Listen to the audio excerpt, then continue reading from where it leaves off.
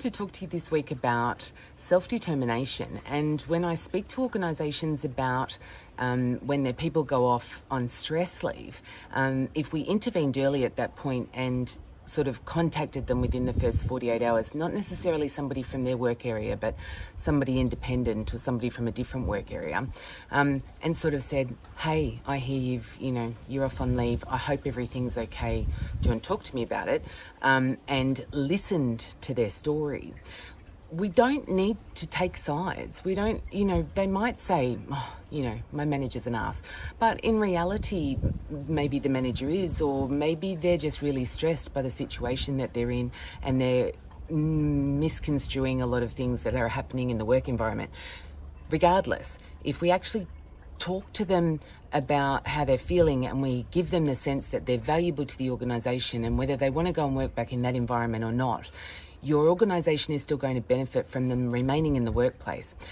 If they're left out of the workplace, their workers, like a worker's mental health, is actually going to deteriorate.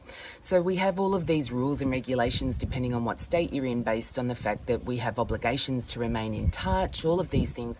But a lot of managers find it really uncomfortable to reach out to that worker for fear that they're going to make the situation worse, or for fear that the worker's going to give them some information or say something to them that they don't know how to deal with. I often recommend that organisations, especially if you're a big enough organisation, to set up a range of, alternatives in terms of, who can they speak to. You might have a team of external counsellors or providers that you might be able to access, and maybe setting up a process whereby those people can get connected. But the other thing I want you to think about is whether or not you probably supply access to an EAP or something similar, but is there any alternative way of being able to give that person access to a slush fund of money that might be there to enable them to access whatever sort of support they might need.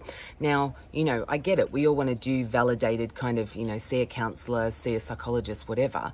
But for some people, it might be, they need some de-stressing, get a massage, go and do a mindfulness course, see an acupuncturist. And yes, I know certain areas of science are going to say, oh, that's not valid.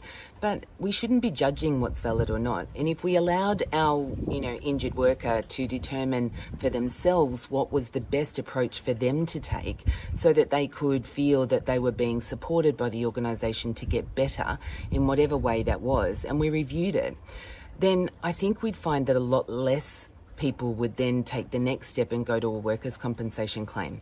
A lot of the workers' compensation claims in Australia are made because there is no alternative. We are insistent that we find somebody at fault, and because of that, we don't give the worker any opportunity to have any self-determination in what it is that they do. I think it's important because we do it in Australia when we talk about Indigenous Affairs. We allow Indigenous peoples to make self-determination. We've done it for a long time where we don't go in and tell them what to do. We let the communities decide for themselves. And I think if we did that with more of our workers, then we would find that they would feel more empowered within their own recovery, and they would be coming back to work quicker. And ideally, we would give them ample opportunity to get the help that they needed without them getting to the point of needing to go that next step and make a workers' compensation claim. If you're not sure about the validity of such an approach, just have a look at what Victoria Police did. They recently, I think 12 months ago, it was pre-COVID, actually put in place where you could have, up to 12 sessions or 3 months worth of support in whatever area you wanted to, and you didn't have to seek approval to do it. There's a slush fund basically set up that if you felt you needed that support, that you could get it. And it's because we know that if we give people the option to be able to access the sort of support that they need for themselves and give them a range of options to, support their recovery, that they feel more validated by the approach, and then that they are able to take whatever steps they want, and they feel like they're able to have some control over their recovery.